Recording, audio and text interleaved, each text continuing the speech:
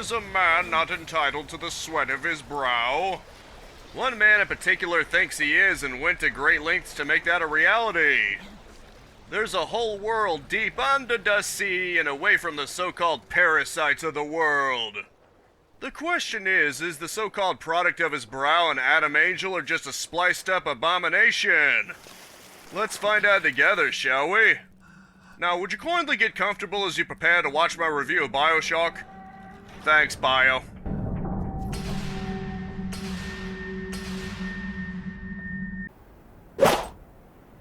Bioshock is the spiritual successor to System Shock 2, and having played a bit of SS2, I can definitely see the similarities. Granted, things have been simplified a bit, but the inspirations are very clear. For starters, and I know this is going to come as a complete shock to you, it is in fact a first-person shooter. A classic-styled one at that. By that, I mean you have a limitless selection of weapons and your health is completely static, requiring first aid kits or food items or stations to heal yourself. Perhaps the most significant change from SS2 in terms of complexity, though, is that it's no longer a matter of branching skills. Hacking, psionics, or should I say plasmids now, and guns are no longer skill-based. About the only limitation to your branching choices is a relatively limited amount of Adam. Adam, of course, is the lifeblood of plasmids and tonics. As I mentioned, plasmids are basically Bioshock psionics, but tonics are boosters you can have a limited amount of. They can do all kinds of things, from making your wrench have a chance to freeze enemies to making first aid kits restore Eve, the fuel to your plasmids. Plasmids themselves are pretty heavily varied too. You get a few freebies to get you going, starting with the Electrobolt that you can use to stun enemies for a strong follow-up or zap waterlogged enemies. This actually pairs pretty well with Incinerate, which sets things on fire with a finger snap. After you're done Roy Mustanging them, they usually dive for the nearest water source, and then you can give them a real shocking surprise when they do. Probably the most useful plasmid, though, is Telekinesis. The reason it's so handy is pulling objects towards you doesn't cost Eve, only tossing them does. This means you can freely grab faraway objects like health and ammo. Really though, it's one of those plasmids I would think you should probably have equipped at all times. On the subject of plasmids, I think now's a good time to transition into Adam, the thing you need to buy plasmids with. It can not only get you plasmids at the Gatherer's Garden, but tonics, health, and Eve capacity upgrades, and additional plasmid and tonic slots. Between the Gatherer's Garden, Adam for the currency, and Eve for the fuel, they really are pushing that imagery hard, aren't they? Adam is mostly gained with the game's morality system, the Little Sisters. You manage to grab one, you can rescue her for Adam, or kill her for more Adam by gaining the slug. However, saving them in the first Bioshock will cause a certain character to gift you with things, including enough Adam to make up the difference. In other words, it's about instant gratification for the evil choice versus eventually getting much better rewards later on for being good, including a unique plasmid to temporarily hypnotize Big Daddies. It completely depletes your Eve bar, but it's really handy to have one of those guys following you around for a little while. And speaking of Big Daddies, they're the ones you have to get through to reach the Little Sisters in the first place. You didn't think the game would just hand you this precious Adam like it does with dollar bills, did you? It may be simplified compared to System Shock, but it's not that simple. Big Daddies come in two flavors, Bouncer and Rosie. We'll start with the more iconic one, Mr. Bubbles himself, the man with a drill, ladies and gentlemen, the Bouncer. You actually get a taste of his power as he lays waste to a splicer. He's not just armed with a drill that he can also slam you with either, but he can also stomp the ground to slow you temporarily. He can be pretty terrifying and someone you don't want to take lightly. The Rosies are no joke either. They're armed with a rivet gun as well as proximity grenades they throw at you. Even if they miss the throw, it's an area of denial attack. The one upside is if you're fast enough, you can fling them back on them with a telekinesis plasmid, but it's tricky because you can't do it once they're on the ground. And as if all that still wasn't enough, elite versions of both show up later that are even tougher. Thankfully though, Big Daddies aren't immediately aggressive.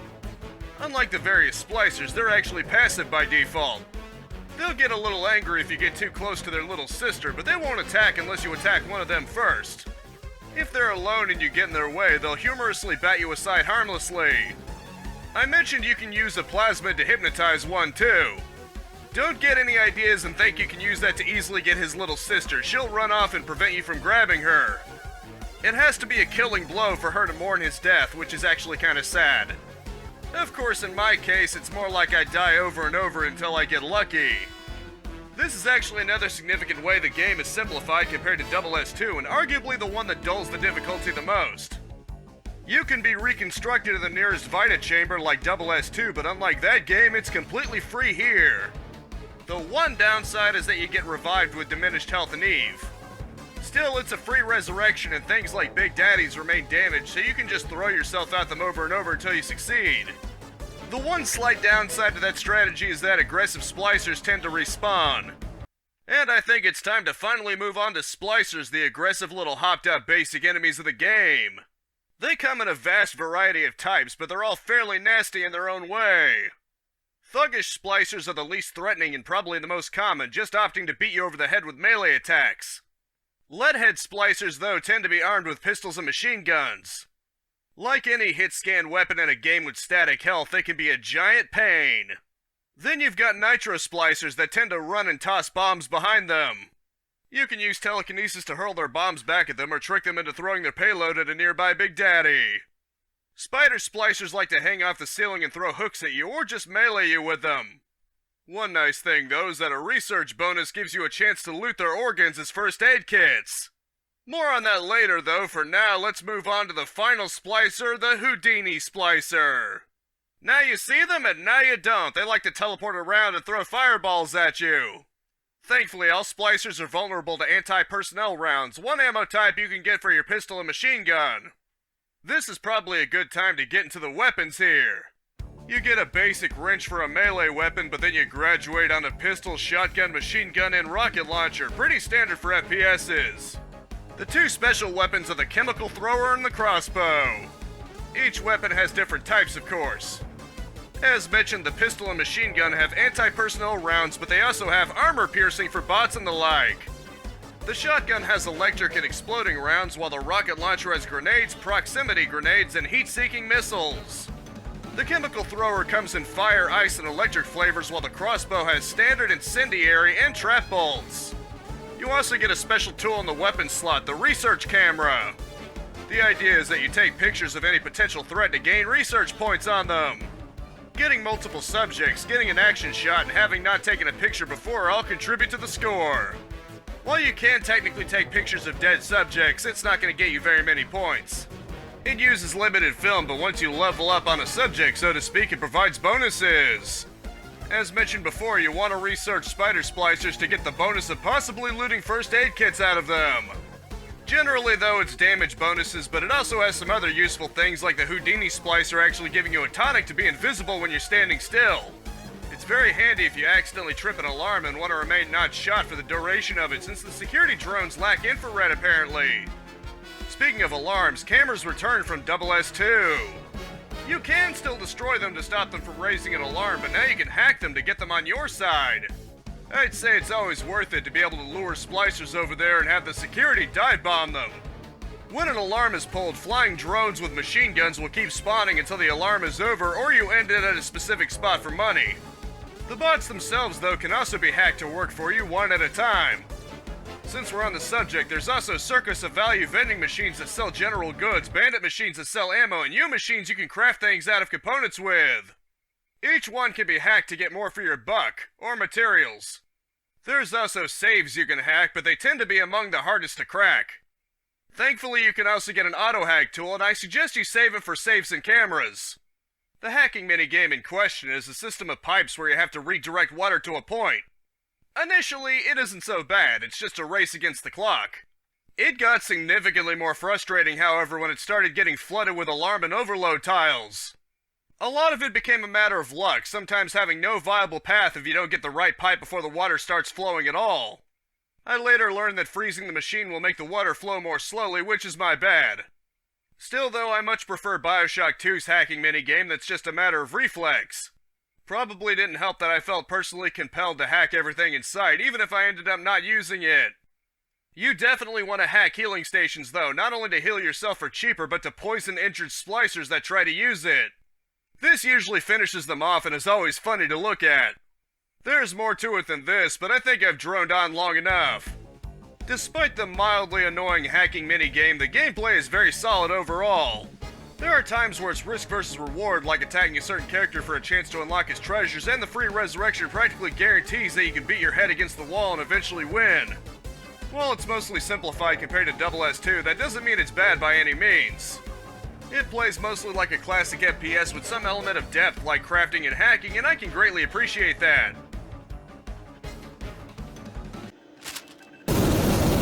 Plot, of course, is where Bioshock is probably the most memorable. Mind you, this does delve a bit into political ideology, so would you kindly attempt to treat this matter with some form of maturity? Thanks, Bio. You start out on an airplane and it mysteriously crashes, leading you to a lighthouse hiding a bathysphere you used to make it into Rapture proper. There you run into the simple Irishman named Atlas, who kindly asks for your cooperation.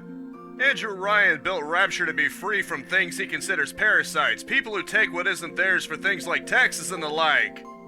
It becomes very obvious that this wasn't built to last, because Rapture's a mess when you get there. Despite this, though, Andrew Ryan is as tenacious as ever, mistaking you for some kind of invader. Thus, you and Atlas have to oppose Andrew Ryan in any bid to stay alive, but all is not quite as it appears. Just in case there's someone out there who didn't see the twist coming, I'll refrain my tongue and suggest you go play or watch the game yourself to see it. You could always watch my playthrough of it, which a card in the upper right should have informed you about at the start of this video. Shameless plug aside, I thought the story was very well told. There's not necessarily any good people here with the possible exception of Tenenbaum, but it's more like she's trying to atone for her past in this nightmarish world. Ultimately, the plot is quite good. I'd go into depth, but spoilers and all that.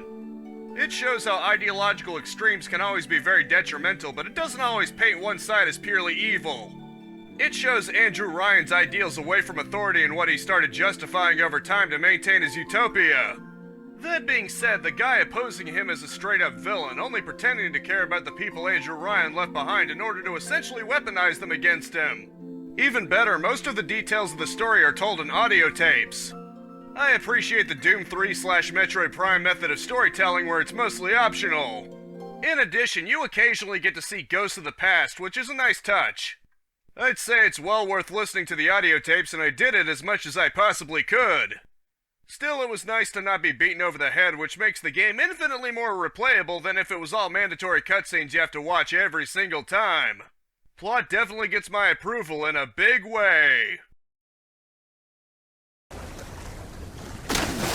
For its time, Bioshock is a pretty good-looking game, all things considered. It has a nice sleekness to it, and Rapture looks appropriately worn down. There's some fairly good water effects going on, and it's made clear from the beginning when you're in the ocean and scrambling to get to dry land. When you're under the water and see objects like a person, airplane, turbine whiz past you, it really sets the tone very well. Then when you first see Rapture proper and it's all lit up, it's quite a beautiful sight.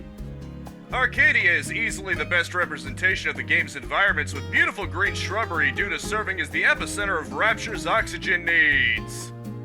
Naturally, this also means a very artificial but beautiful nonetheless river to greet you, complete with waterfall. The environments aren't just impressive for their beauty, however. Often a story is told in the more gruesome parts of Rapture, such as dead bodies placed in certain ways. Probably the most memorable being a guy who's pinned to the table by a broken off Big Daddy drill. The lighting system is also fairly extensive. You've got shadows really cutting into the light, and it adds to the overall atmosphere and mood. This is hardly Doom 3, but it knows when to be nice and dark with only a little light to guide your way. This is best shown when you first get the shotgun and you're surrounded in shadows you have to fend off splicers.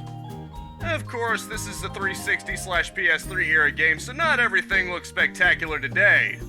One great example of that is a moment with beehives. Bees are swarming overhead, but it's pretty obvious they had to make some serious concessions to pull that off. Perhaps even more notably, though, is the human faces. While the splicers look fine since they're deformed and all, you also see three main characters. Andrew Ryan doesn't look so bad, probably because you're able to see him up close and personal. Two others, though, use recycled splicer models.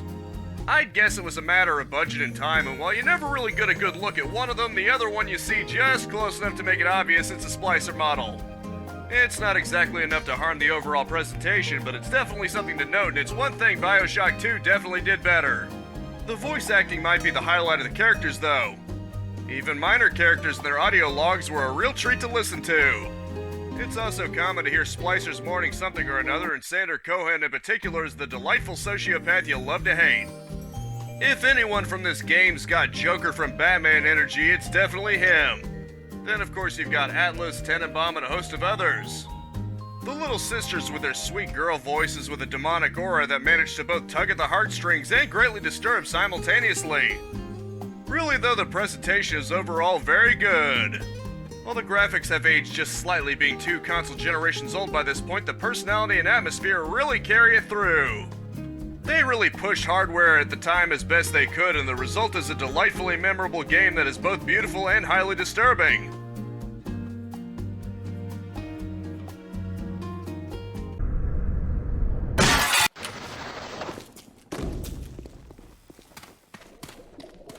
Ultimately, Bioshock 1 is a bit rough around the edges, but I think it ultimately shines through. It was considered the big one before 2 somewhat copied the beats, and Infinite just sort of went off in a random direction. If you haven't ever played it, I can easily recommend it if you can appreciate old school first-person shooters and are into atmosphere and a bit of world building. This has been my review of Bioshock 1 for PC. I've got a live stream Friday at 4:30 p.m., news video next Thursday at 6 p.m., and Let's Plays at 10 a.m. and 2 p.m. daily. All Eastern Standard Time, but subscribe and wrench attack that bell icon if you want to keep notified. A like is always appreciated, but I just hope you genuinely enjoyed yourself, and that is it for now. Thank you so much for tuning in with me. This week's epic freebie until next Thursday is a 3-for-1. You've got Black Widow Recharged, Centipede Recharged, and Epic Slayer Kit. The first 2, of course, being remakes of older games, and the third being a 3 days of the VIP club for the game Dauntless. Spread this video around like the ocean water seeping into every crevice of Rapture, and I'll see you next time. Now go out there and capitalize on life. Peace out, have a good one, and have a nice and pleasant day.